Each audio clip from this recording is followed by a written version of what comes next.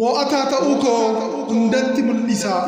Si jaaladha luka koo, si jaaladha foon koo. Ishee abdiin jabaattee iddoo taa'u na kaaftee. Ishee osoo abdii hin kutatin namuu saalfachuu dhiiftee. Kuftee kaatee na dhaabdee miila kaayyoo naaf taate. Milika kiyyoo fi caba lafee kootii hunda isaa obsitee. Qaama koo hunda keessaa dachitti naaf aantee. Daaraan qamaa coftee waan hedduu naaf taatee. Ana baattee deemuuf baqaytee madooftee. Na utubuuf jecha rakkinaaf gadadoo hedduu dabarsitee. Akka taatee dukkanaa na baaftee. Calaqqee milkii koo kan natti argisiiftee. Galatoomi ati kan asiin na geesse. Amma immoo miila koo hedduun si taajjabe.